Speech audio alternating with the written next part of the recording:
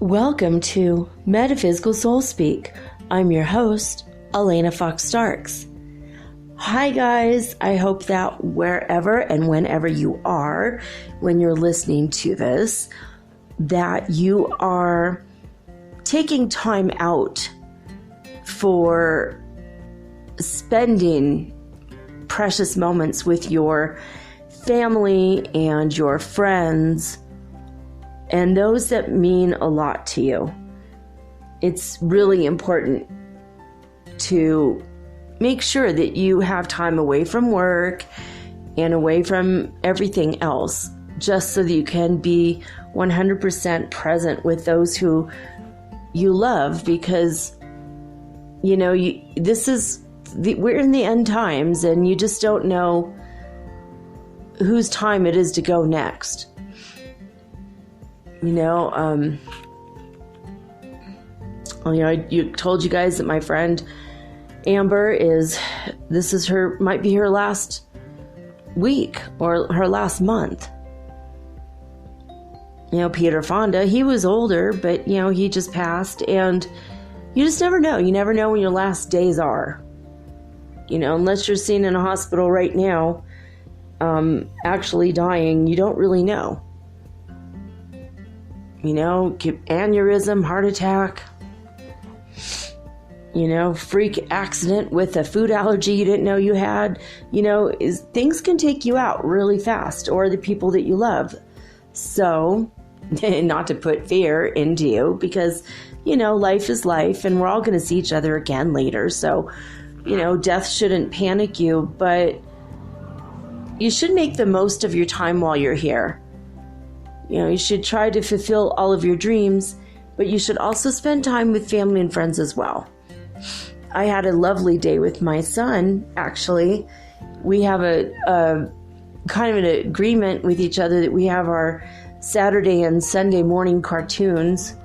Sometimes that becomes afternoon, and it's not all Saturdays and all Sundays, but we try for a couple hours every weekend at least to hang out, just the two of us, watching our Saturday or Sunday cartoons. Sometimes it's 3 p.m. We still call it Saturday morning cartoons though. And today we went down to the mall and walked around the mall, and we had a good time. We had a good time. We went to the grocery store in the mall, and for the most part just bought really mundane things, but we found shampoo without methylparabens and parabens, and conditioner. So we got that, and then we got natural skin soap, and we did the best we could getting the healthiest stuff, and a bunch of fruits and vegetables to juice, because we are both going on a special diet tomorrow. He's going on a bodybuilder's diet, and I'm going on, I think, the keto diet. I'm doing kind of a combination between the keto and the diet for people with adrenal fatigue. And so I found this lady, and she's going to deliver meals, $5 a meal. That's it. Delivery was 100% free. And for the week, it's $100 for 2 people, $50 each. But it's 10 meals. So I don't know why she's giving us 3 extra. I'm like, are they small? Am I going to want, 3 days, am I going to want an extra meal? Or I have no idea why. But I think that maybe if this goes well, then next week I'll order. And then the 3rd week I'll have all, the extra enough meals for another week, I guess. I don't know. But my son and I are kind of excited about it. Like, we're going to save money. Usually we spend about $200 a week on food. It's too much money. Well, no, maybe not. Maybe $150. And now it's going to be $100 and that's it.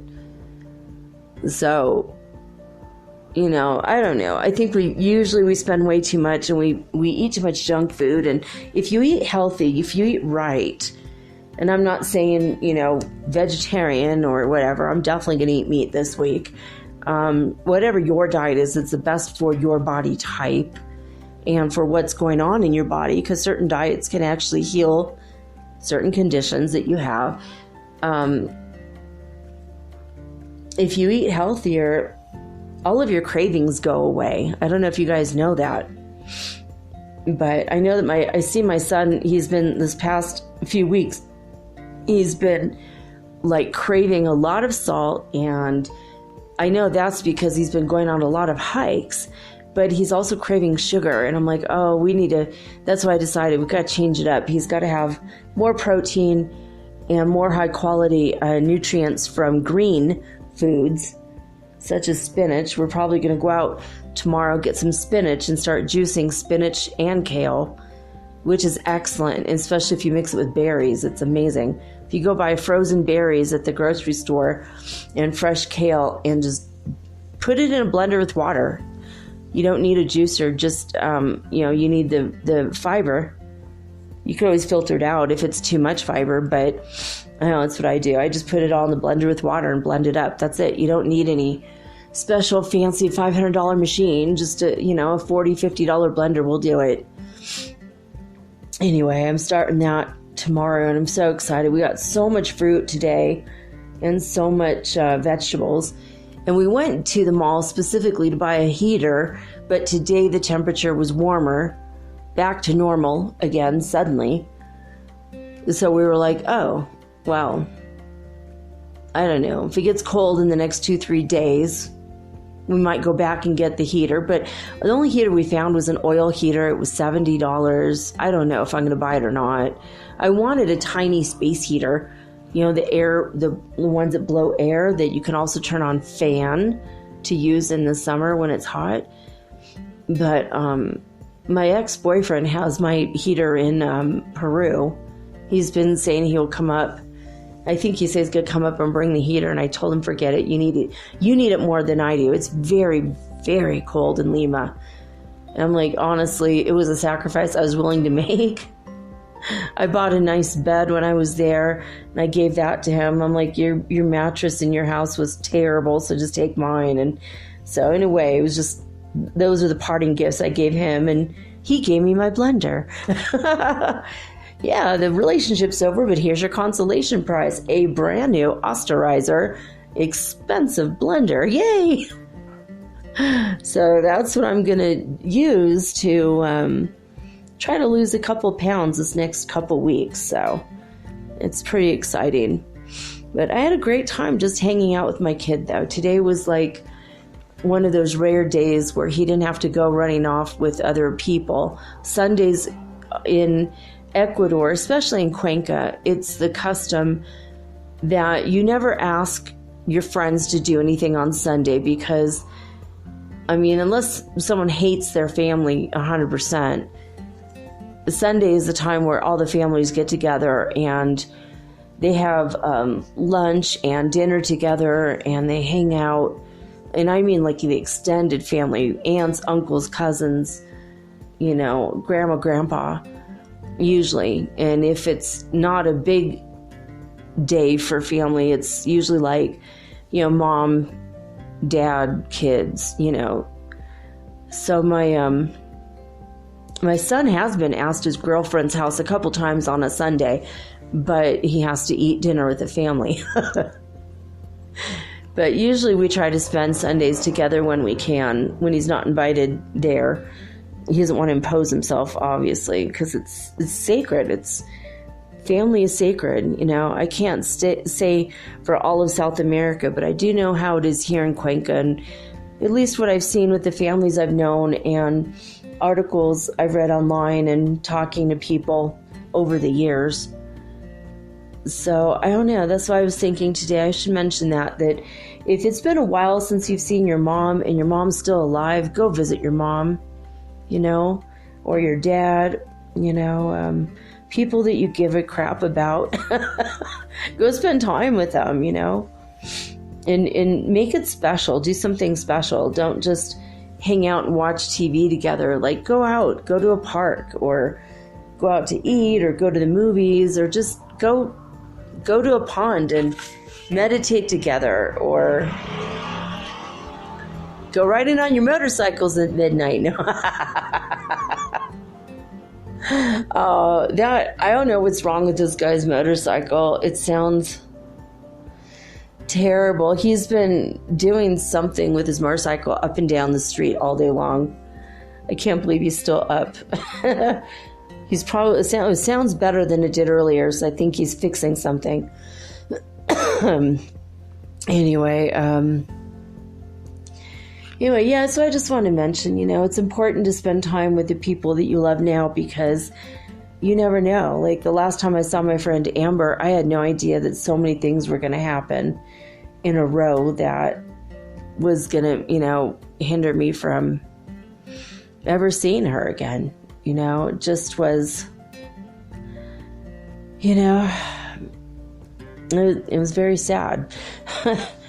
But, it is what it is. I mean, the last time we talked, we told each other we loved each other, and that was awesome, and now she can't really talk anymore, so. And we'll talk again as soon as she's done cocooning in heaven. God told me it's going to take a couple years for her because of the things that she's gone through in the past few years. Physically, when you have a really hard time towards the end of your life, you are cocooned in the angels and healers. People that were healers on earth will stand around you, and they'll take shifts, they'll take turns just taking care of you, sending you love, sending you light, just making sure that you know how much you're loved. And you kind of go into a state of like stasis, or homeostasis, where you're just like completely laid out. You're not really aware of what's happening. And you're in that state until your body, well, it's not your body, because you don't have your physical body anymore, but until your soul feels like you're okay and you've achieved that equilibrium of pure love and joy and light, and all the emotional traumas have passed. So I don't know if any of you have ever had a loved one die, and then you go to a psychic medium a month or two later, and the psychic medium can't contact your loved one. Basically, what's happening is that they're in stasis. They're being cocooned and they're being loved, but they're not awake. They're just sleeping. And sometimes people go to sleep for years, and sometimes it's just for a few months. Like my birth mom, I haven't heard from her since she died. And she died 3 years ago. And actually more than that, 5 years ago now. I haven't heard from her. And even my grandma and my grandpa came to me like a month or two ago. Their spirits came here. They're like, well, we're in heaven now, and that we left, but we missed you and we love you. And they wanted to come and say hello. And they're like, by the way, we heard your mom died, but where is she? I'm like, I don't know. And then they both started laughing, said, we think she's in hell. And I'm like, obviously she's not in hell. Come on. And they were laughing. They thought that was hilarious. I know my mom's not in hell. I'm like, I don't know. Maybe she's staring into the face of God forever. No one thought to check that room. Or maybe she's still in cocooning stage. She's in stasis. And it's weird. My grandparents couldn't even find her. Like, do you know where she went? I'm like, no. It's so bizarre, isn't it? Some people, though, when they die, they just have the belief that, when the end of the world comes, Jesus is going to come back with a sword in his hand and somehow fight his way through the earth, like through the ground, and pull them out of their caskets. So a lot of people are just laying bored as hell in their caskets in the ground right now, waiting to be released so they could finally go to heaven. It's kind of silly. I don't even know where that came from, but my friend told me about that. So I don't know. It's weird when you things that happen to you when you die, and it's pretty complicated. Pretty complicated stuff. So anyway, I forgot to ask my higher self the Ascension Symptom Scale. Are we at 99? Are we below 99? Are we below 97? Are we above 97? Are we at 98? Are we above or below 98? We're right at 98. Okay. 98 we are at the Ascension Symptom Scale. So I didn't feel the sleepiness as much a couple times. I was listening to the Cosmic Empress, who is she's a trip and a half, and I love her so much. She apparently reads Akashic records of people, and you could ask her to help you understand what planet or galaxy your soul originated in, if you're a starseed. And she could read your Akashic records. And she's talking about people that live in parallel lives right now, parallel worlds and parallel dimensions right now. And I'm one of them. I know I'm one of them. There's a lot of us here on the planet now. And apparently she said that if you are concurrently living in parallel universes or galaxies or dimensions right now, that your soul probably originated from a higher dimension and you're coming down, and that's why you have like a otherworldly energy and feel to you. And she started talking about famous people who are parallel life livers. It doesn't sound right. You're a parallel liver. What? No, I only have the one liver. Just kidding. So, anyway, the people that are living parallel lives, she said Meryl Streep has that otherworldly supernatural quality about her, as did Michael Jackson. And she could read their Akashic records and see that that's the case. And I just thought that was very interesting stuff. I mean, the more I get into spiritual stuff, the more I come across stuff that I'd never heard of before. And that's new to me, and I've been studying this stuff for 33 years. But I know that a lot of you that are listening to my show, you're in your 20s, and a lot of you are more my age, but a lot of you are in your 20s, and you're kind of now waking up, and you're new to a lot of the stuff that people my age, they've been in the community, the New Age and spiritual community for years. Stuff old hat, stuff we've known for forever. But it dawned on me today that there's a lot of stuff y'all don't know because you're brand new.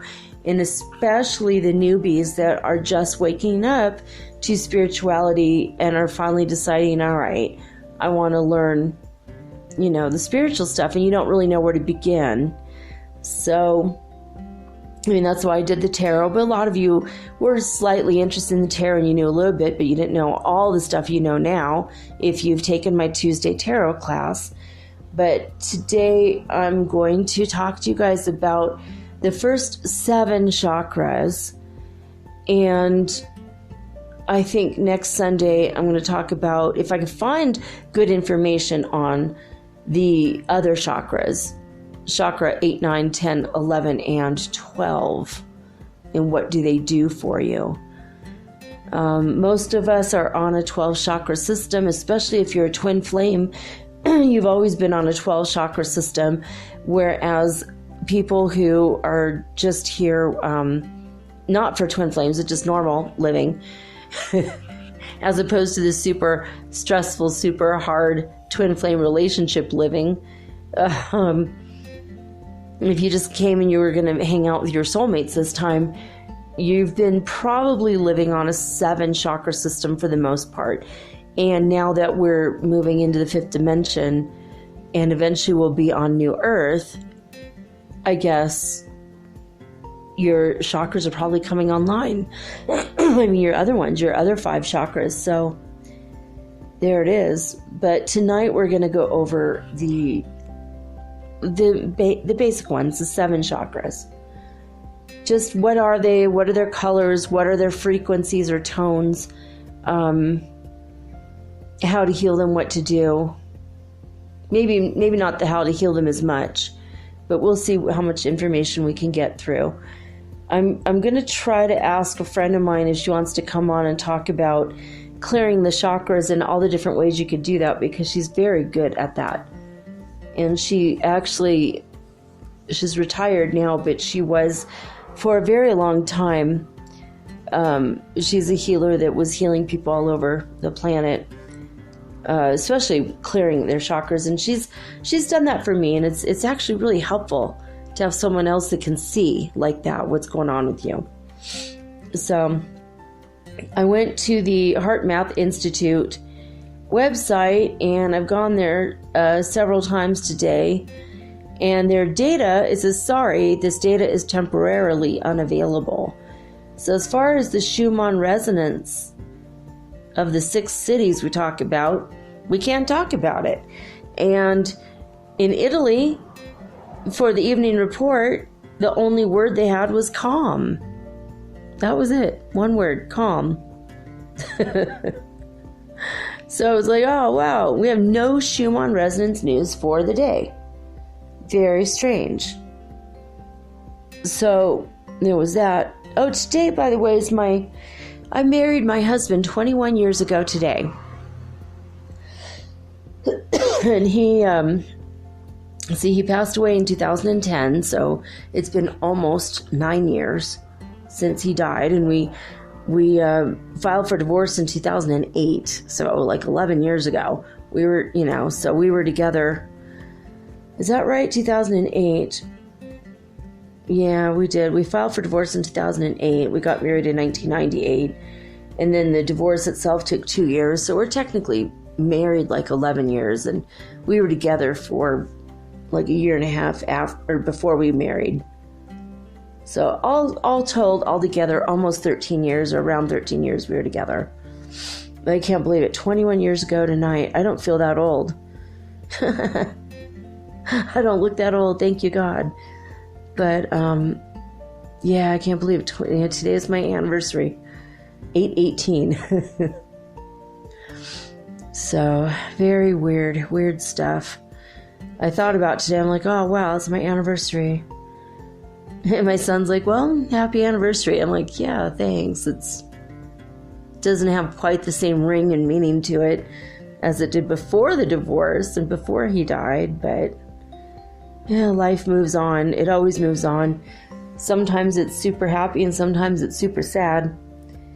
And sometimes you're achieving your greatest victories with the people you wanted to impress in your mind have already died.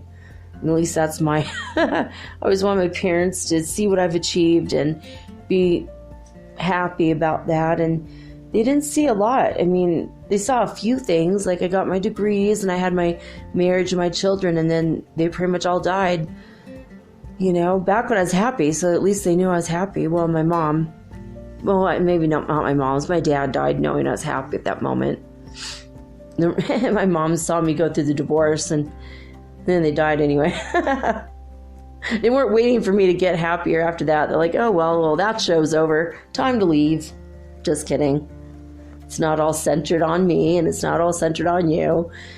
But I don't know about you guys. I just know that in my life, I wanted so badly to impress my parents and do right by them and do everything possible to make them proud of me, I guess, basically. And that was my main motivating factor. And it's taken me a couple years after my adopted mom died. I was like, man, why was I doing anything in my life, period? And it was for her to feel proud. I mean, she never really bragged about me, I don't think. Maybe she just said, she's doing good, she's a good mom, and that would be like all she said.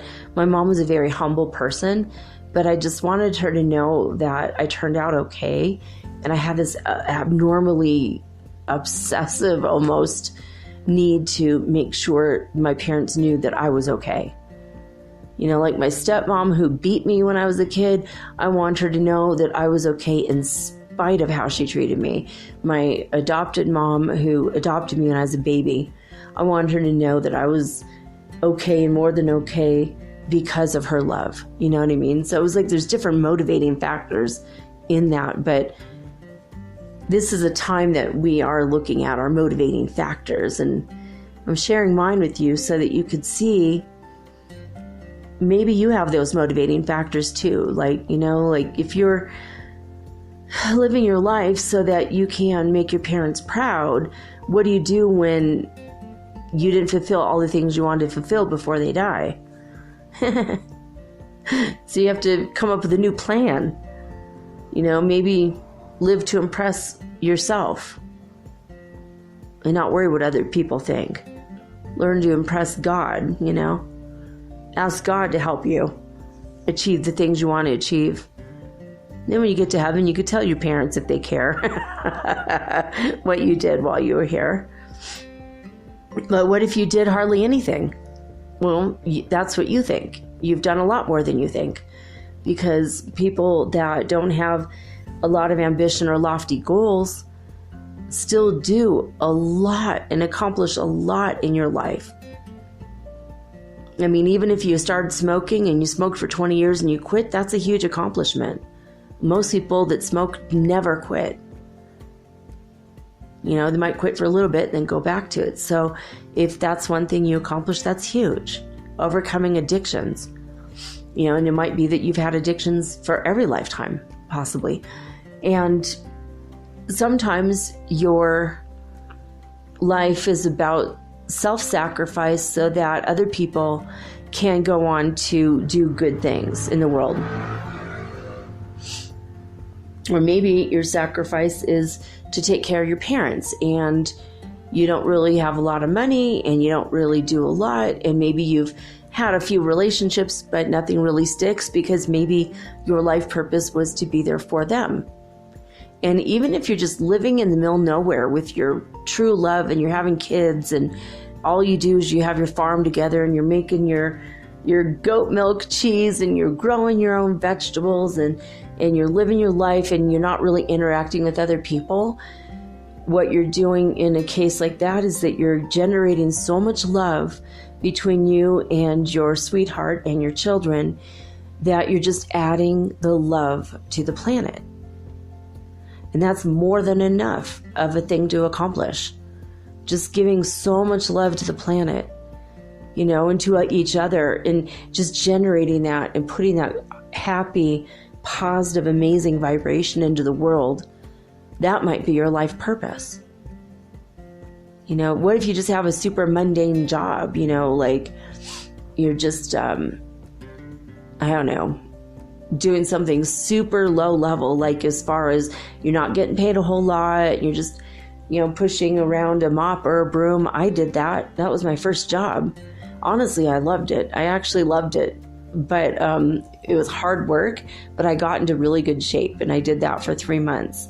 When I was 15, I did a work job study thing.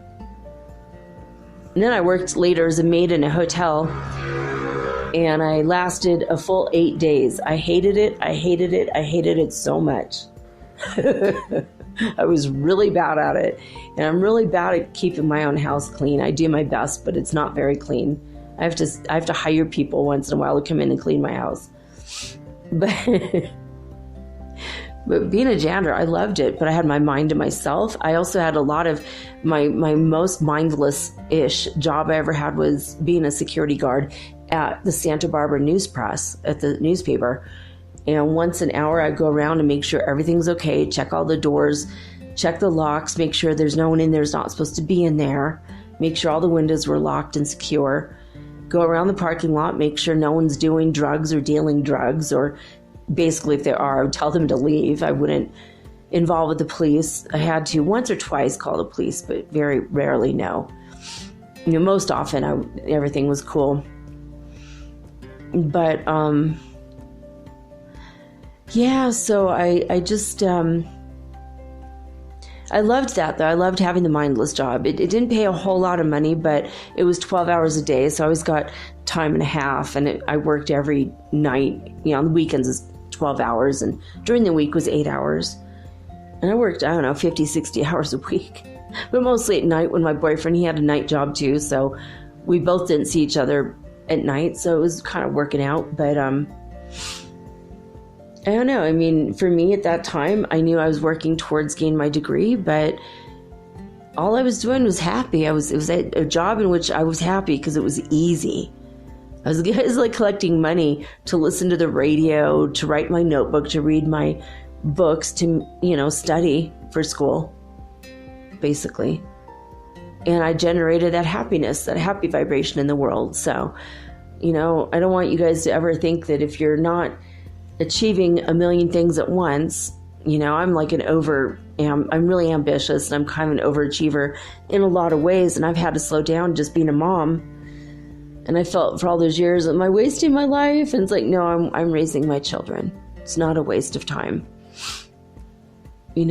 So look, no matter what even if you're a stay-at-home mom, you are raising your children and you're loving them, they're loving you, and that energy is being generated in the world. So no matter what it is that you're doing in your life, you're doing enough, you are enough, you are worthy. And it doesn't matter who you impress, even if it's your own parents. If that was like your biggest thing you had to do, you wanted to do, I can't wait to impress my mom. Finally, my dad's gonna, accept me for who I am. I don't know if you guys ever watched the TV show Suits, but remember Rachel, she wanted so badly to get into Harvard, and she couldn't pass the exam to get the LSATs, which is the legal, test to get into law school. She kept taking it and she kept failing it, and she felt so bad about herself.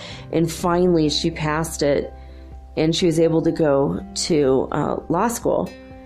And then the law school of her choice, they rejected her. But anyway, there's this one episode where her dad, was like, I don't know what you're doing with your life. You're just a total waste of life. All you're doing is you're paralegal, and you should be a lawyer like me and follow in my footsteps. And he was just being such a jerk, and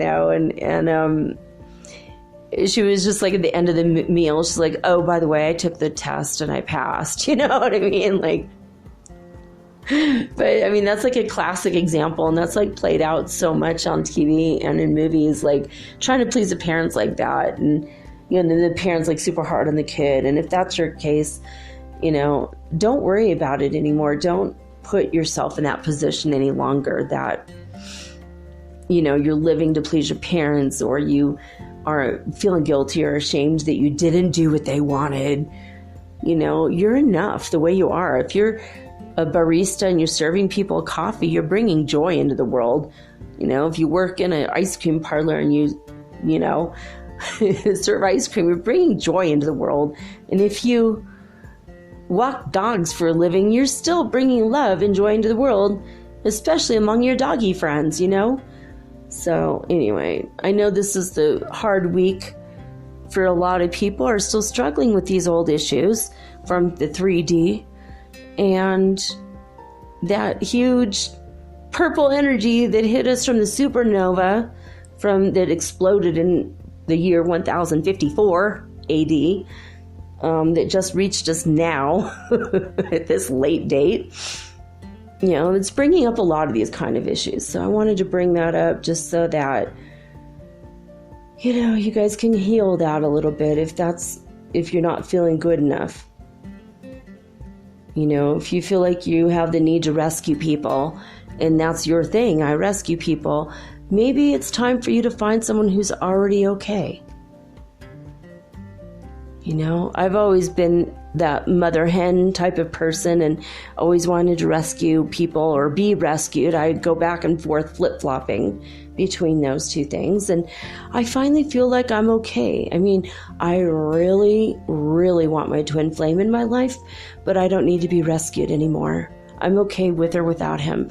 But God, if you're him, please call me. I miss you. And I'm a little bit bored in my life. I do want to go out, go to a jazz club, or at least hang out. I don't care if it's at home or in the park.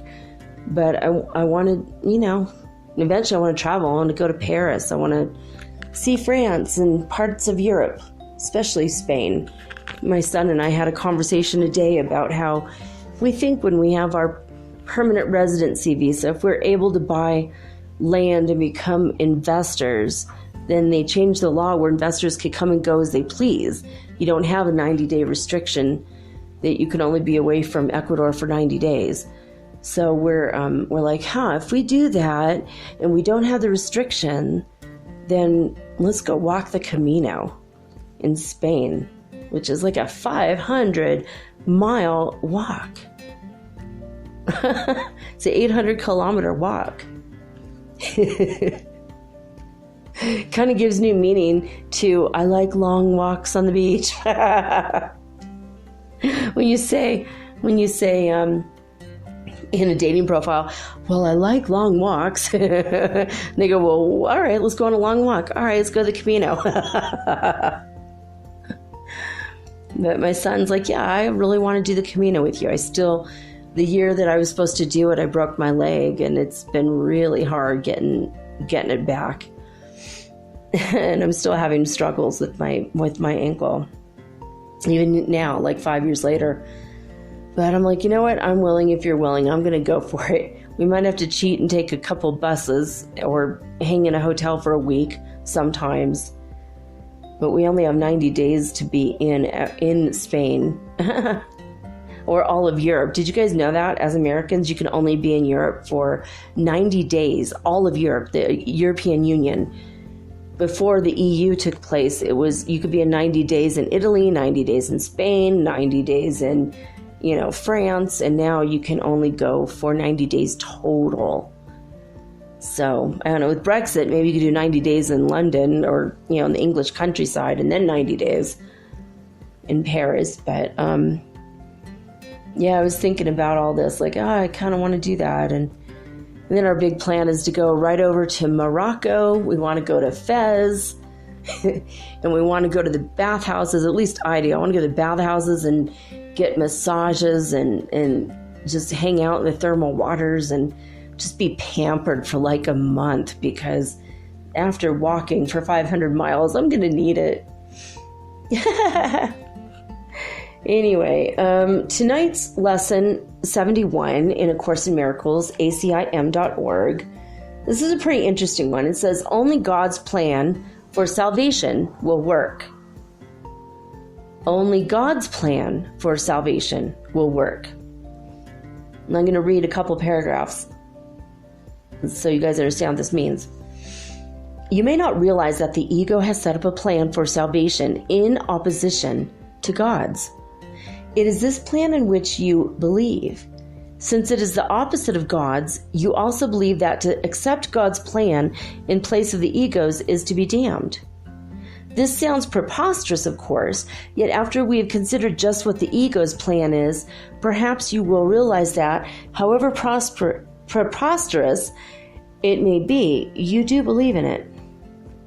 The ego's plan for salvation centers around holding grievances. It maintains that if someone else spoke or acted differently, or if some external circumstance or event were changed, then you would be saved. Thus, the source of salvation is constantly perceived as outside of yourself. Each grievance you hold is a declaration and an assertion in which you believe that says, well, if this were different, I'd be saved. The change of mind necessary for salvation is thus demanded of everyone and everything except yourself. It's kind of one of those, we just caught you. We just caught your ego. Anyway, it goes on and on, it's a really good lesson though. So if you're interested, please go to acim.org. And, this is lesson 71. But it says later in the lesson says, you have to remember that if you have to devote your extended practice periods to asking God to reveal his plan to us. You have to ask God, him, very specifically, what would you have me do? Where would you have me go? What would you have me say, and to whom? So if you give God full charge and let him tell you what needs to be done by you in his plan for your salvation, then he will answer in proportion to your willingness to hear his voice. So you have to make sure that you're not going to refuse not to hear. You have to make sure you hear him. The very fact that you're doing the exercises proves that you do have willingness to listen.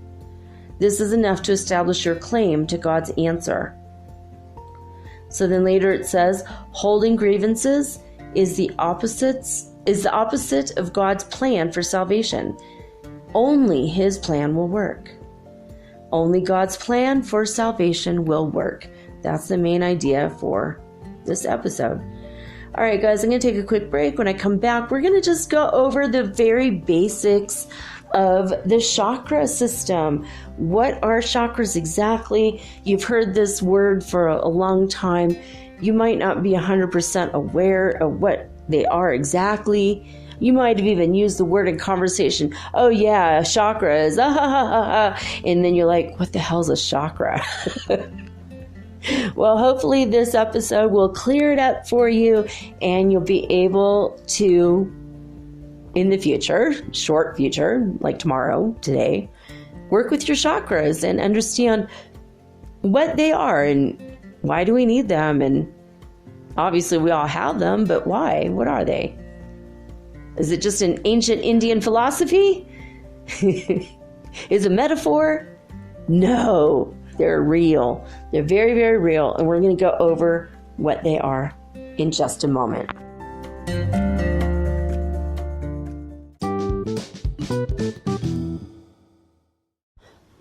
If you're listening to this, you obviously like podcasts, and you probably like music too. Long walks on the beach, romantic dancing under the stars, and oh wait, we're not doing that right now. On Spotify, you can listen to all of that in one place for free, and you don't even need a premium account, which is cool. Free is always good. Spotify has a huge catalog of podcasts on every topic, including the one you're listening to right now. On Spotify, you can follow your favorite podcasts so you never miss an episode.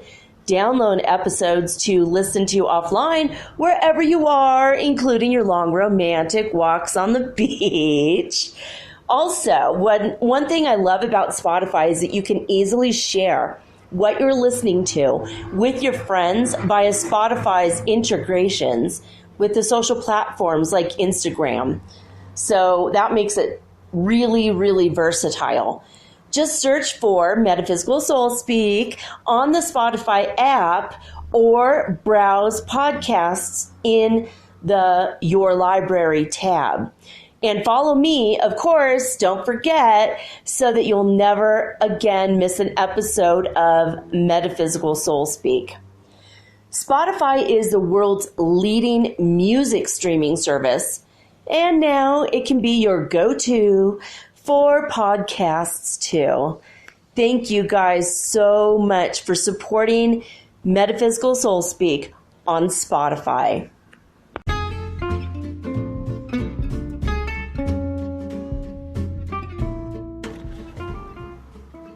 Metaphysical Soul Speak is run on sponsors and listener support. This means listeners like you. If you are so inclined to support my efforts and my little podcast, please visit me at anchor.fm/metaphysical and pledge an amount of your choosing today. Thank you.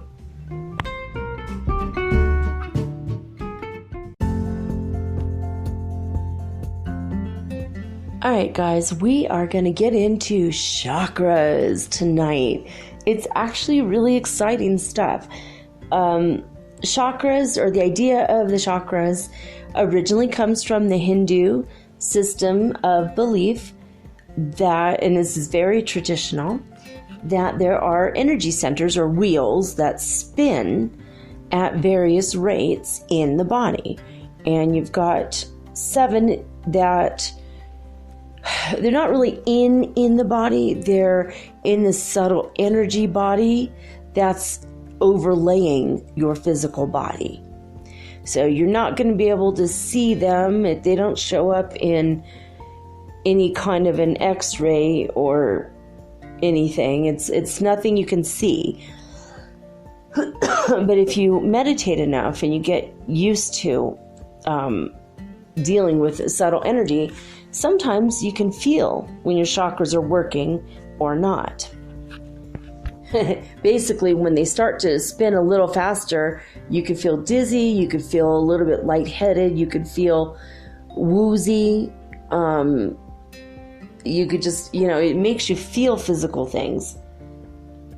But generally speaking, you're not going to really normally be very aware of them. So what happens, or what they do, these wheels, and the word chakra in Sanskrit does mean wheel. The English word cycle is derived from the same root word as chakra. So it's kind of a cyclical wheel, and the wheels that turn, if they stop turning, you're dead. And if they keep turning, you're doing okay. And if they're turning all at the same exact rate, then you will be young and vibrant and healthy forever. You can live for hundreds of years if you keep your chakras spinning all at the exact same rate. If you keep them all in tune with each other. Most people's chakras, they're all spinning, but they're not spinning at the same rate as all the others. Like one might be faster or slower than the others, and then things like disease and discomfort occur in the body and in the psyche. So if you can spin them all at the same exact rate, you're going to heal whatever ails you on any level: spiritual, mental, emotional, physical. So, chakras are important things, important wheels in your life. So, all right. According to Miss.com, MYSS, which is Carolyn Miss's website, it says that the chakras serve to accumulate, assimilate, and transmit psychological, physical, and spiritual energies. So it says that when the areas of interconnection between the body and the spirit are purified, so basically where the chakras are, if you can purify and open up energetically these centers through yoga, and usually it's Raja Yoga, which means Raja Yoga is the royal road where you study all spiritual things. I studied Raja Yoga through Self-Realization Fellowship, SRF, and you could look at that, srf.org. This is Paramahansa Yogananda's way. Raja means royal. Raja Yoga is the royal road to union with God. Yoga means union with God. So you could use that, or Kundalini Yoga, which is just intense practice of breathing so that eventually your Kundalini will rise and you will have more of a better spiritual handle on your stuff. But I don't recommend... I've talked about Kundalini a lot. If you want to go back into some of my older episodes, I do not recommend forcing your Kundalini to open up and rise. Do not force this process. If it turns around and goes straight down into the ground again, you will become crazy forever. You'll be tied to the earth forever. You won't be able to raise your vibrations. You become crazy. So why force something? Allow it to happen naturally. That's my best advice I have for you. If it comes straight out of your stomach, the Kundalini energy is going up, up, up, up, up, and then goes shooting out of your stomach. It could cause you to astral project, and you might not be able to get back in your body, and you'll die. Another reason why not to raise your Kundalini before you're ready. I don't believe in that at all. It is dangerous. Now, but when it starts to happen, if it happens spontaneously, you need to go before it happens. If it hasn't happened to you yet, go listen to my episode on Kundalini. You could even do a Google search, Metaphysical Soul Speak, the podcast, Kundalini, and you will find that episode right away. I'm on every search engine because I'm syndicated now. Thank you, God. So I'm trying to get this good information out there, the positive, life-affirming information and spiritual information that's real. And if I ever say anything that's unreal and I catch it, or if you catch it, let me know, because then I will correct it. I always want you guys to have the best of the best and the highest vibration information. And somebody just that in fact, I just promoted her like 2 or 3 days ago on the show. And today she started saying some things on her show that I'm like, whoa, none of that information is real or true. And dagging out, another one bites the dust, right? There's that false ascension matrix, and then people start believing this crazy stuff that's not even true. And she fell into that trap, darn it. And she's someone I really believed in. So now I'm thinking maybe I don't listen to her so much anymore. You know, as soon as I hear something that's wrong or false, I feel like that person's been compromised. But she started saying that higher people in higher dimensions, higher than the 5th dimension, have been attacking us, and they're constantly attacking us. And it's like, no, the polarity and the negative energies come from the 3rd dimension. Sometimes we're attacked by things from the 4th dimension when we allow our vibration to go lower. But the 4th dimensional things are constructs of the human mind, and they attack us, but it's more like us attacking ourselves. So our past thoughts are attacking our current reality. So, and you can affect other people, you know, if you're negative, you can affect other people through the 4th dimension, but we're all living in the 5th dimension. We're above that now. So how are things from a higher plane coming down to attack us when it is the energy of opposition comes from the 3rd plane of existence, the 3rd dimension? It didn't make any sense. And I asked my higher guidance, and my higher guidance said, yeah, sometimes in the 5th dimension, in some 5th dimensional worlds, there are some negative beings and negative energies.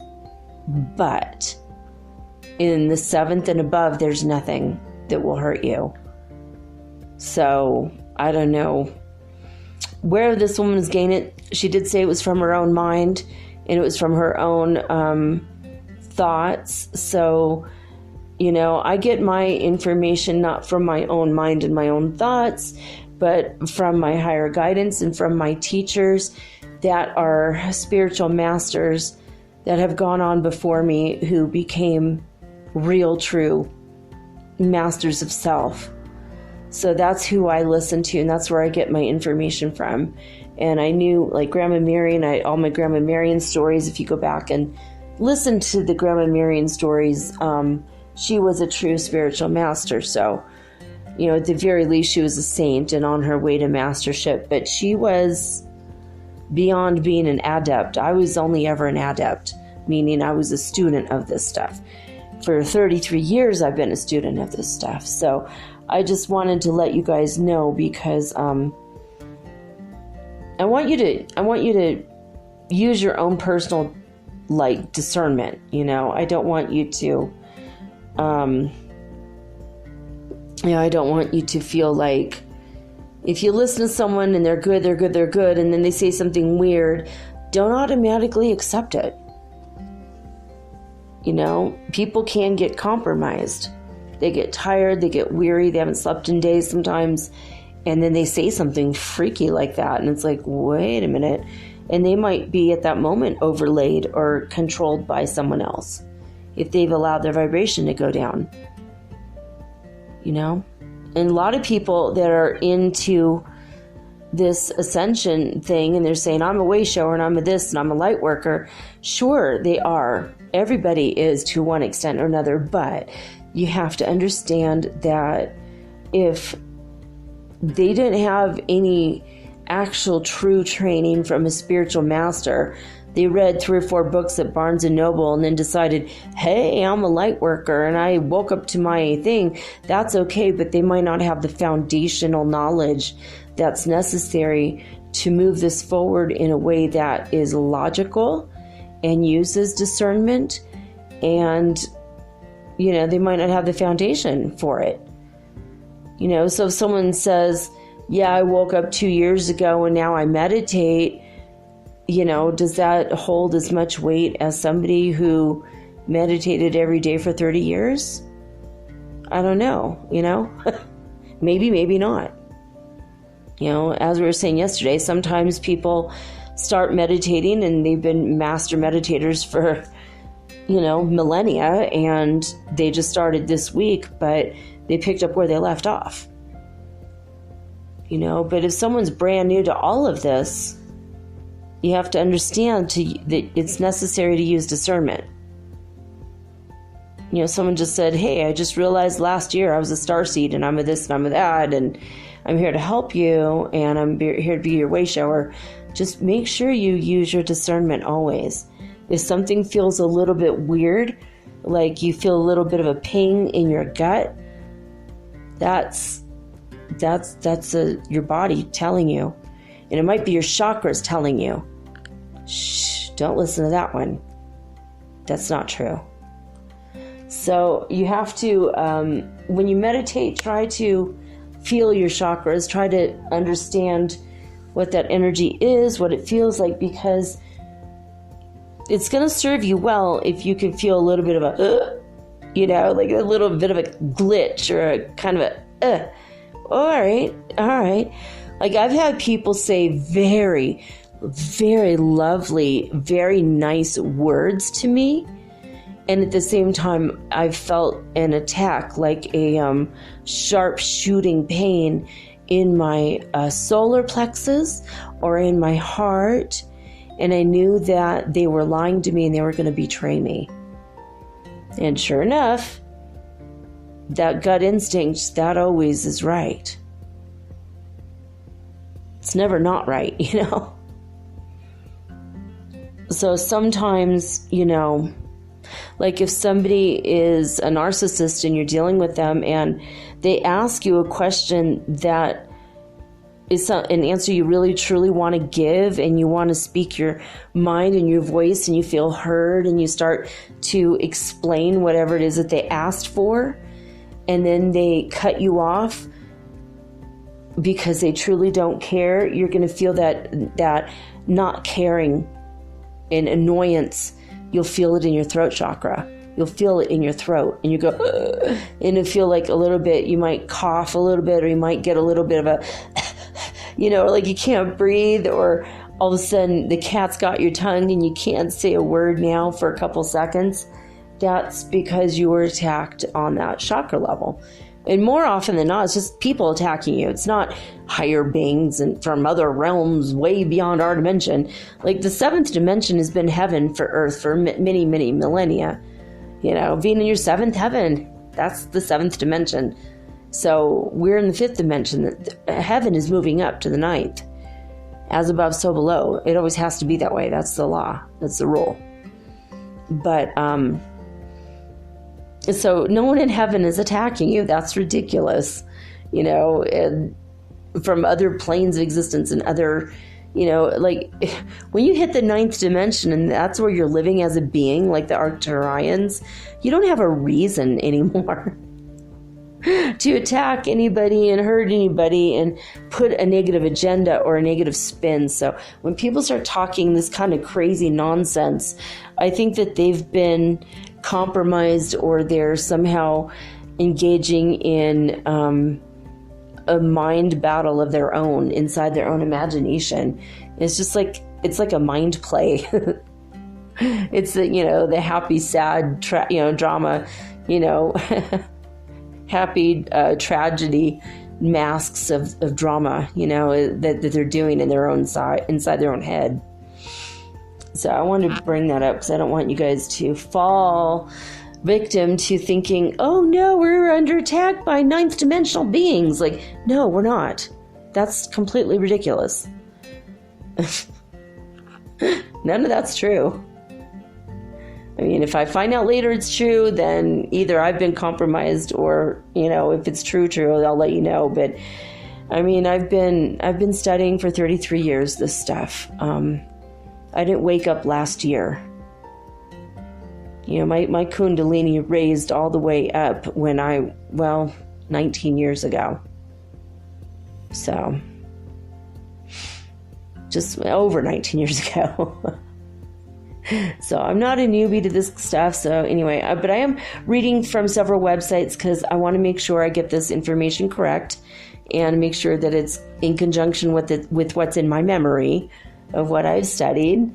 And I've studied this stuff for years. But I am reading, and I'm going to tell you the names of the websites as I go. So the first one is miss.com, MYSS. She has just a very small little blurb on the 7 chakras, and it's not very detailed, but some of the things in here are detailed, so I'm going to bring this up.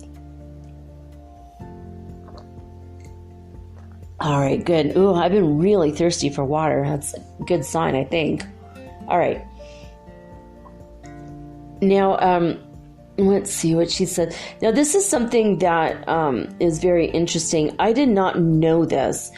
When I guess I knew it. I'd read it and I thought, sure, that makes zero sense at all to me, whatever. And I kind of blew it off and let it go. And when my Kundalini raised 19 years ago, I experienced this firsthand. I became extremely aware of this stuff firsthand. And then I was like, oh, okay, yeah, this is true.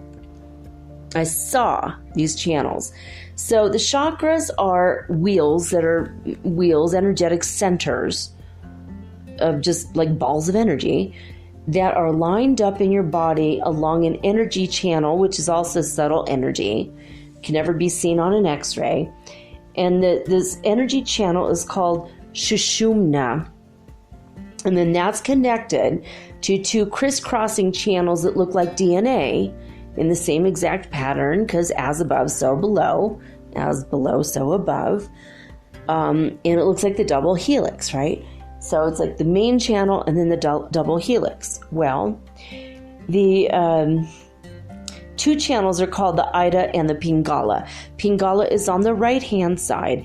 Ida is on the left-hand side.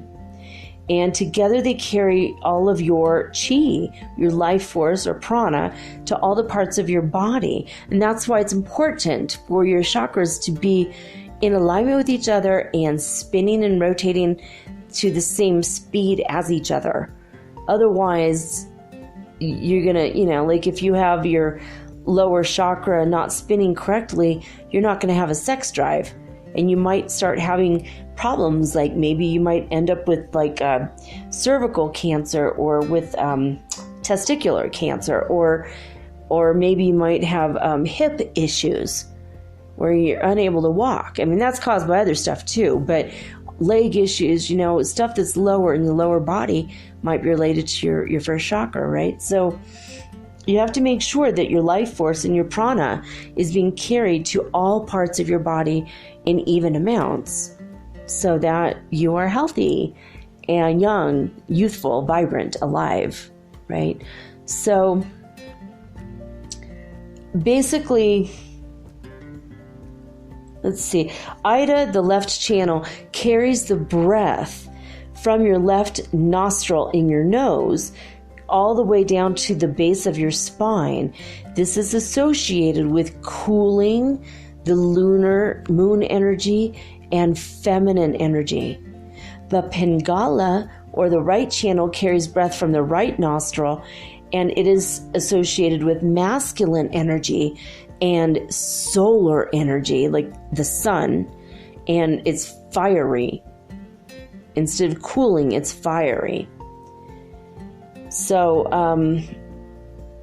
that's pretty much. Now, the Kundalini energy that I was just speaking of in Kundalini yoga, or just when it happens spontaneously, which it can. You could be a Christian sitting in church and all of a sudden your Kundalini begins to raise. It's not because you're a Hindu or you're a New Age hippie or you have these beliefs. Every human being has these energy centers, and the Kundalini, whether it's part of your belief system or not, doesn't matter. you cannot live and survive without these energies inside your subtle body, which overlays your physical body. So even if you didn't grow up with these beliefs, you can't just automatically reject the fact that these things do exist. And if you can keep them healthy, then you're healthy too, basically. So, all right. I wanted to let you know, Kundalini is Sanskrit for she who lies coiled. Remember, we talked about raising the serpent power, and how in the Kundalini episode, I talked about how Kundalini actually, when it raises, it feels like there's a giant snake inside you. That's what it feels like. And it raises its head and it goes in a spiral fashion up your spine, basically. And it lies at the base of the spine. That's where your Kundalini is. And so your first chakra, let's see, I'm going to go to between 2 or 3 now. I'm going to bounce between 2 and 3 websites so that you get all the clear information. But according to miss.com, and this is, in general, this is all true. The first chakra is called Muladhara. Muladhara. And it lies at the base of the spine where your Kundalini is. And you can imagine this between your anus and your genitals. I guess that's your taint, right? That's where your first chakra is. Sorry, that's where it is, though.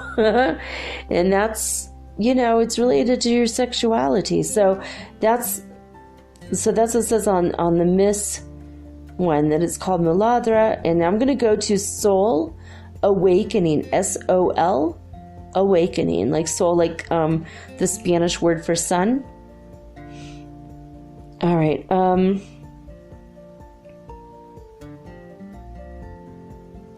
Let's see here.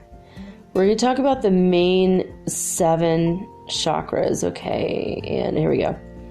Now, in this website, it says the first chakra is your root, located in the base of the body, the perineum. Oh, okay, right. It's not called your taint. That's a slang word. All right. So, okay, this is associated with grounding to the center of the earth, that good Mother Earth energy. When you ground, you're using your root chakra. A lot of times it's related to that. Now, the emotional issues that come up with your root chakra is all surrounding finances, money, security, physical safety, manifesting, trusting the universe, and dealing with fear. If you have post-traumatic stress disorder, you still have some issues to deal with in your root chakra. So there's a lot of the basic stuff, sleeping, eating, shelter, clothing, feeling physically safe. Those are all first chakra or root chakra issues. Okay, so it says that the root chakra, according to soulawakening.com, vibrates to the concert key of C, and it's associated with the color red. It is found in the adrenal glands and is associated with survival instincts. Ooh, well, there's something that just came up for me. Now I know. All right, this just gave me a whole nother way of, because I've been dealing with adrenal issues. That is a direct cause of taking my asthma medicine, and I am faced with my own mortality every single day since I was born, because that's what asthma does. It puts you in a situation where today might be the last day you take a breath. And especially when you have really bad asthma, the way I've had my whole life. So even on my best days, I still have to take that inhaler mostly. I think I've gone 3 or 4 days once without, maybe 5 days of my whole 50 years. without taking my inhaler, but yeah, that just brought up some things for me. So see, I'm glad I'm going through this. And even if you know all this stuff, just to rehear it again with it from a fresh perspective with new eyes, then it might make you go, boom, there's something I need to work on. So it's all good. It's all good. All right. Going back to Miss.com, it says the second chakra is called Svadhisthana. Svadhisthana.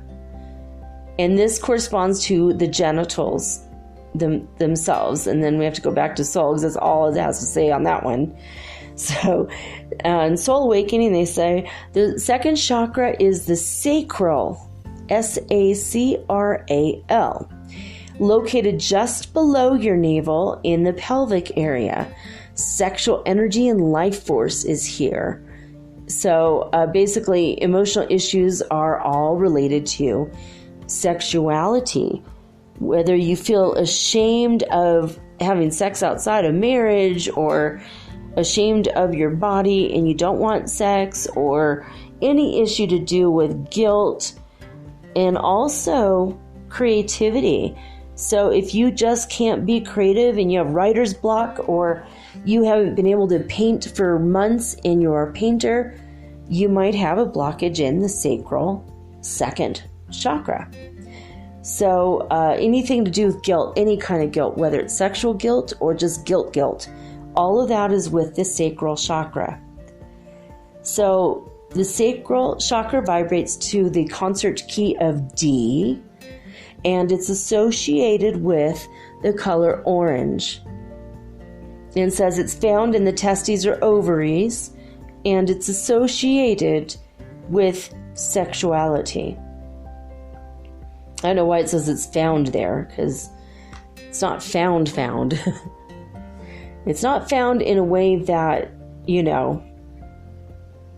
could see it. It's not, you can't give an autopsy and go, oh, there's his eighth, or there's his third chakra. That never happens.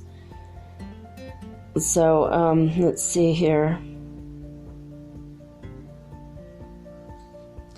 There's another website here I wanted to, before we get too deep into this, I want to see if there's some, okay, this is actually very, very good. Yeah, according to blog.mindvalley.com, they have a very simplistic, it's almost like chakras for babies. I love it because it makes it so simple. So it says, Muladhara, the first chakra, the root chakra, it comes from the words mula and jara, D-H-A-R-A, dara, muladhara, and this means root support. See, that makes it even more exciting now that we have this third website to bounce around to. So this chakra's role is to connect all of your energy with the earth. See, that makes more sense. Just saying grounding doesn't make enough sense. This is so simple that it's actually teaching me something. I already energetically knew what grounding meant, but just to hear it spelled out like that, connecting all of your energy with the earth. Oh, well, that makes a lot more sense than saying the word grounding, and we're supposed to freaking know what that means, right? I kind of always instinctually caught it, but maybe all this time I've been saying grounding, some of you didn't understand, so good thing I brought that up now. All right. So basically it translates to financial and emotional security. Yeah, that's true. That's a root chakra. And it says it's near your tailbone at the base of your spine. See, they don't want to say taint or perineum. And it goes up to just below your belly button. See, that's helpful to know too.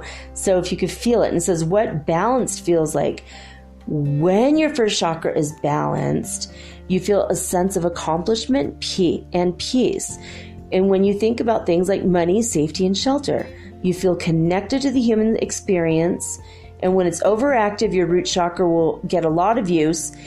And well, it happens a lot. A lot of people, it gets overactive, especially when you're anxious, when you're feeling jittery. That is to let you know when you're feeling really scared. And it's kind of like that survival need to keep you alive. I mean, if a tiger's chasing you, that's going to be a really active chakra at that moment. So if you have hip pain, lower back issues, digestive problems, ovarian cysts, or even prostate or testicular issues in men, that's what the overactive root chakra tells you. Okay.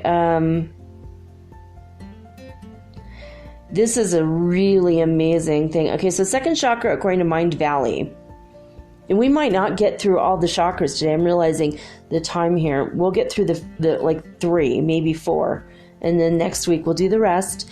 And then we'll do the 5 other ones, okay? If I could find enough good information on them.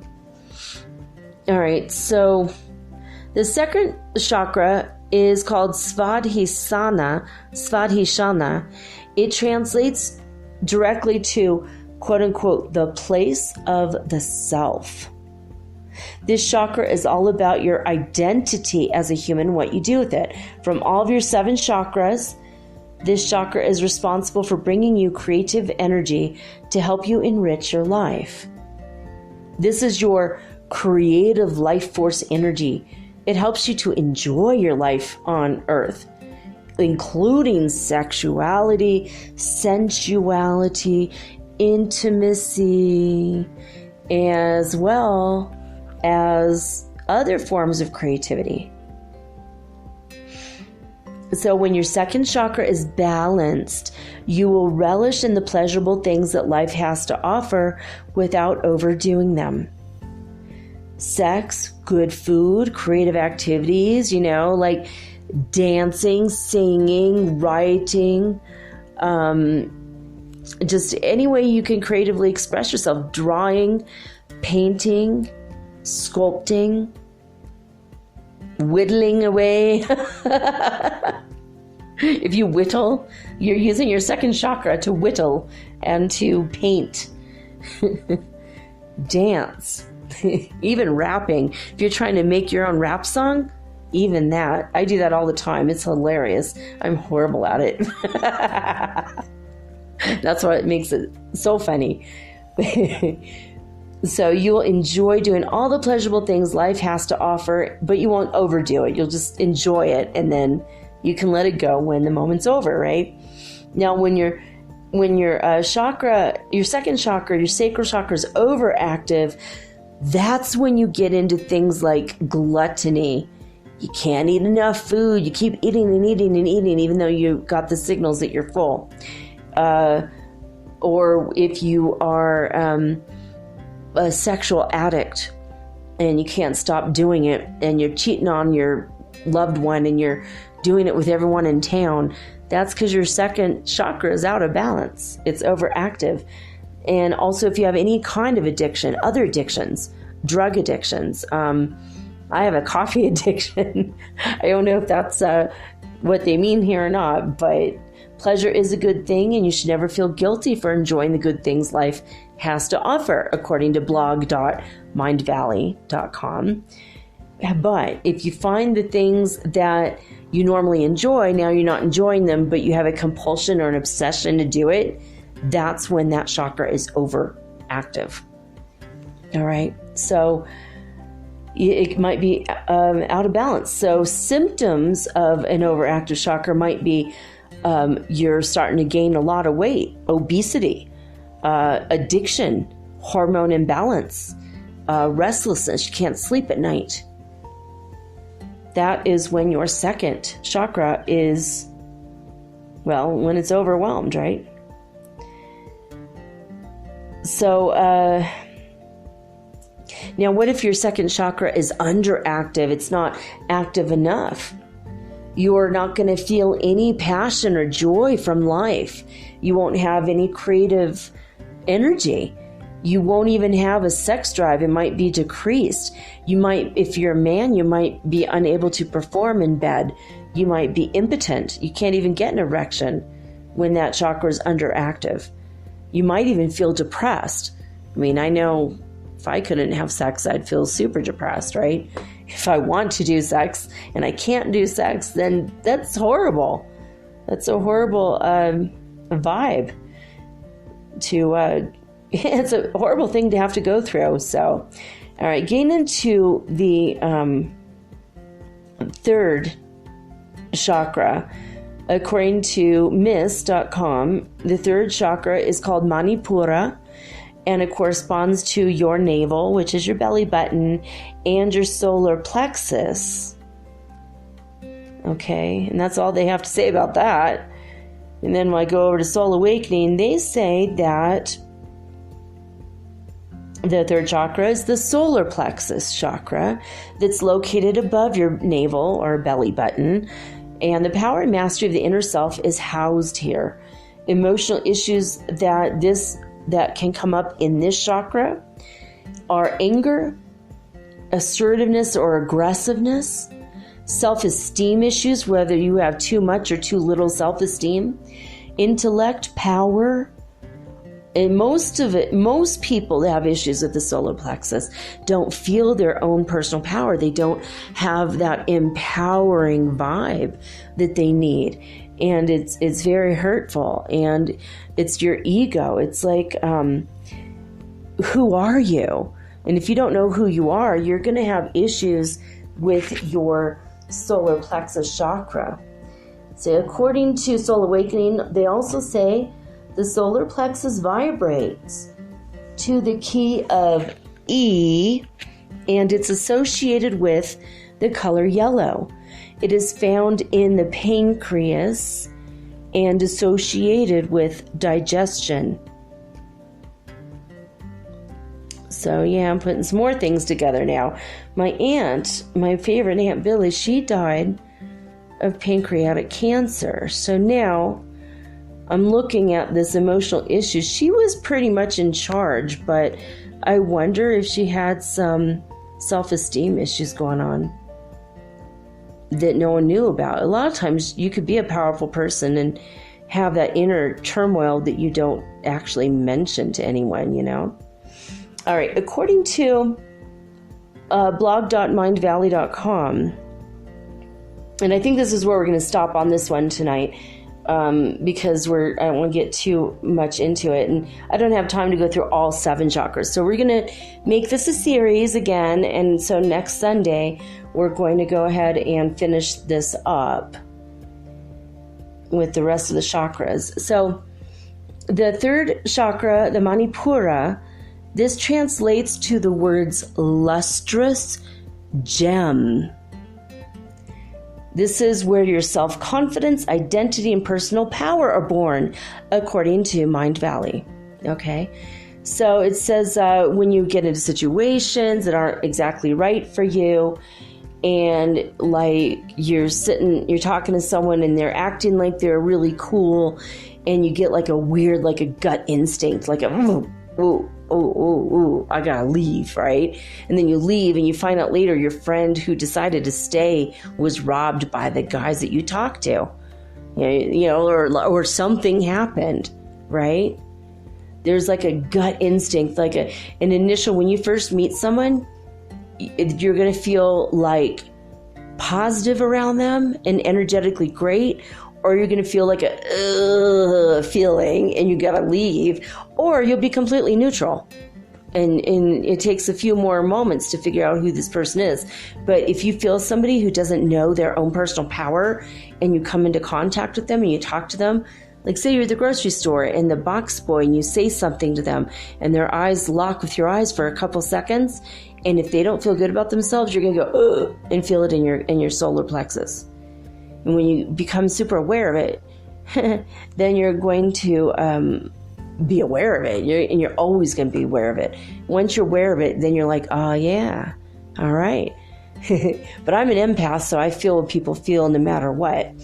I feel all over my body, you know, mostly in my gut, though. That's like usually where most people's issues are there, you know, basically the cues in your gut. And so it says, in reality, this is the seat of your personal power, your solar plexus, and you can physically feel that confidence and wisdom in this location right above your belly button. If you are feeling 100% right about yourself, and you know who you are, then you feel wisdom in that part of your body. Okay? The color is yellow. And the location, according to Mind Valley, and this is the most accurate information out of all the websites here, it says that starts in the belly button and extends up to your breastbone, or where your two sets of ribs connect into the center of your chest. Now, when this is a balanced chakra, you feel a sense of personal power. You are decisive, and you come from a place of wisdom in all of your everyday decisions, and especially your big life decisions. All come from that energy when it's balanced. Now, what happens when this is an overactive? So when it's overactive, then the power we have over our own lives extends into the lives of others, it says, according to Mind Valley.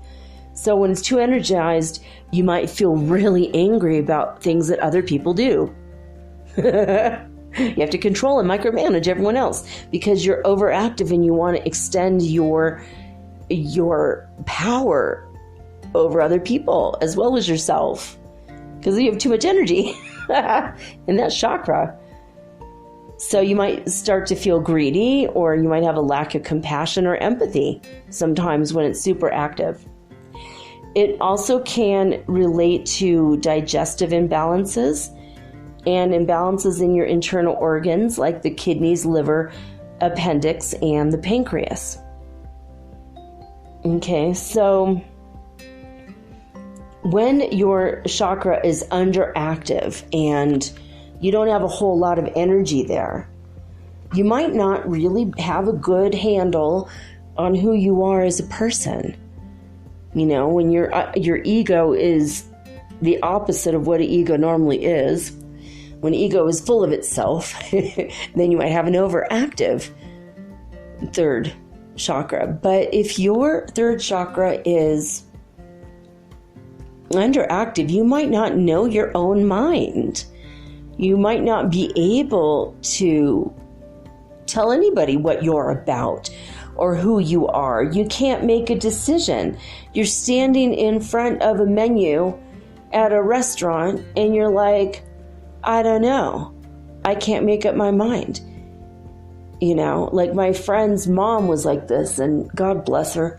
She was one of the sweetest people in the whole wide world, but she didn't know herself, and she would talk very, very quietly, and she just was so scared that her voice, if it's too loud, might anger others. Oh, and it made me cry for her. I felt so sad.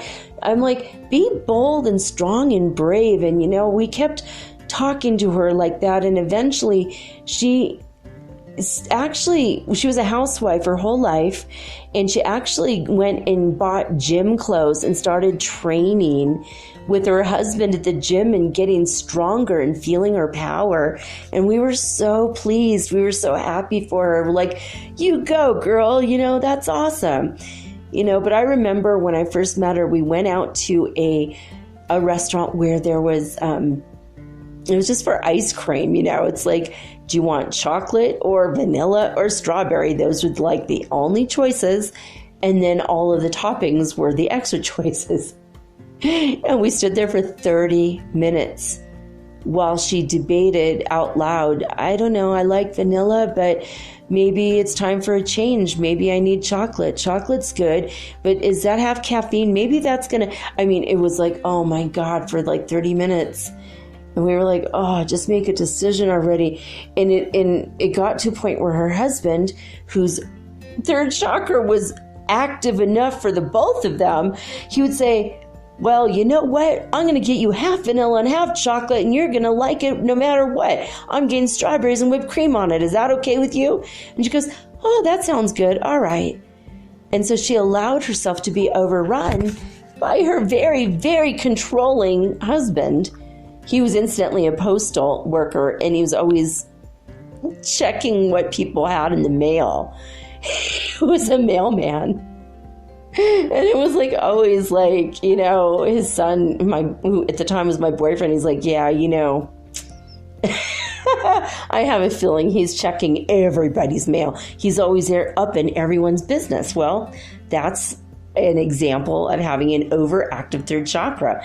And maybe he didn't start out that way. Maybe his wife couldn't make a decision, and so he had to step in, and he got used to that, and then it got more and more overactive, and hers got more and more underactive. I think that we can interact with people, you know, in that way on an energetic, subtle body level where, oh, well, and if mine becomes balanced, maybe yours is going to become balanced. Maybe that's how this all works, right? So when it is underactive, you can also feel really needy. Like, I need your attention. I need your time. I need your love. I need you to hold me. I need, you know, you're so needy because you don't feel good enough. You feel insecure. You can feel very timid and very shy. Now, this is not to say that if you are an introvert, your third chakra is definitely underactive. You could be an introvert and have a balanced chakra. Okay, so don't worry about it. But if it feels like you're like, oh, maybe I'm a little more needy than usual or insecure, or God, it's been really hard for me to make a decision. Well, maybe your chakra is under energized, you know, it's a little bit underactive, right? So next week, next Sunday, we're going to do the rest of these because we're running out of time already. And if I have time next week, or maybe the third week, we're going to go over what does it take to energize and balance, you know, to balance it or to, you know, calm it down or to energize it and bring it up. What does it take? What do we need to do?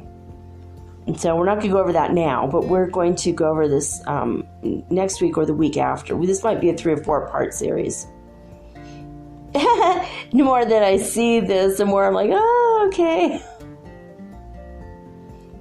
So, anyway, I hope that you guys have liked this episode. I hope that this has been enlightening for you, for the most part.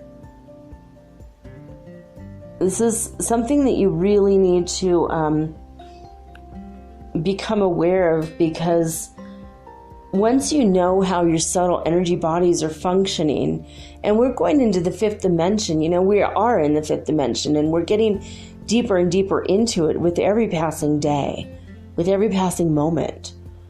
So we have to know a little bit more about our energetic bodies. Our subtle bodies are going to come in more into play in a way that we're going to notice it more. The more that our physical bodies become less dense, as we're going to a place of less density. So I think this is a good place to start or stop for tonight. Anyway, I love each and every one of you. Thank you so much for being on this journey for me, or with me, and learning from me and taking what you resonate with and leaving the rest. If something isn't feeling right, then you don't have to take this on as your own belief. I only offer my experience and knowledge and opinions just as a sounding board, as like another way of looking at life, looking at this spiritual journey that we're all on together. Another way of looking at the world. You know, it's been a very weird one the past few years. And I'm glad that I'm able to now, at this moment in time, share my knowledge with you guys. I mean, this all started off as I was very lonely and I wanted someone to talk to, so might as well talk to the world. And also, I don't know how long I'm going to live. We don't know. So I wanted to put all of my knowledge somewhere out there in the world, that if I have grandkids someday that never get to meet me, or that lose me, then they will always have my knowledge and my voice. So I'm doing this for my grandkids that I don't even have yet. And hopefully not for 10 years. My kids are too young still.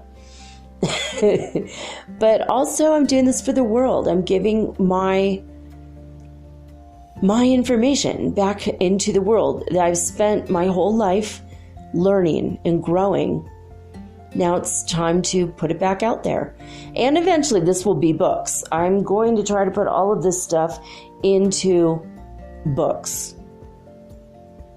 I'm going to have a series of books, and one might be about my supernatural, paranormal, strange stories, and one of them might be about ET and various ET UFO phenomenon. I might have one about all the channelings I've done.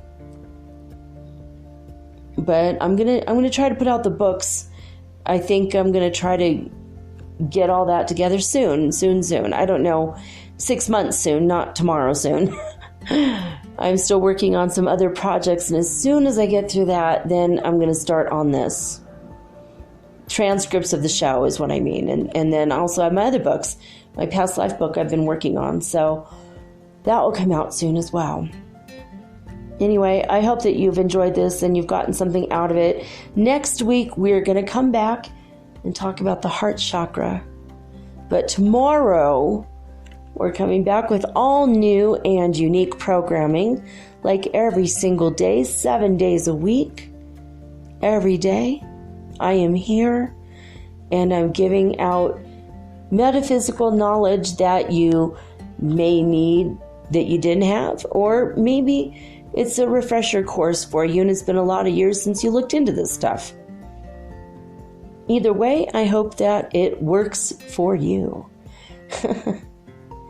Anyway, that's all I got to say about that, guys. I love you guys. Thank you for subscribing, for liking, following, whatever you call it, whatever platform you're on at the moment.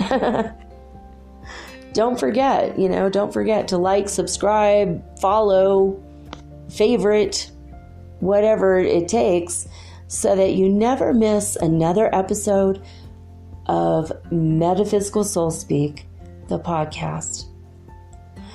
All right, guys, that's it.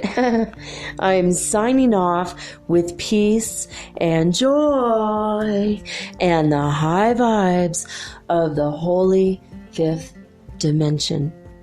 Until next time, peace.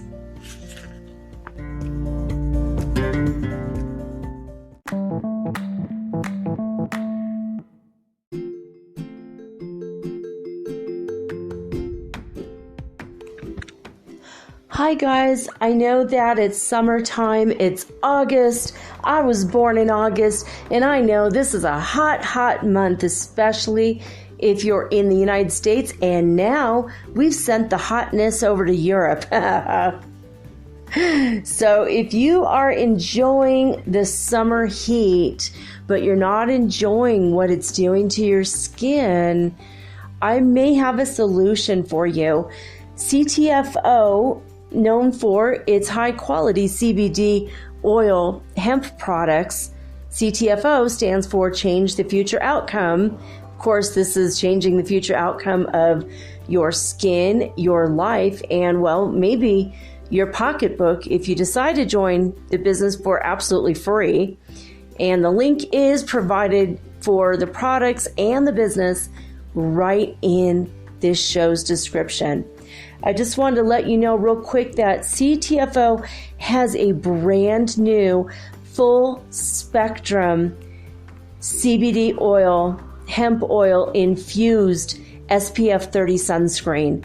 So this looks amazing. This is really going to help you out with those fine lines, dark spots, and skin aging that normally would occur if you did not use any protection at all.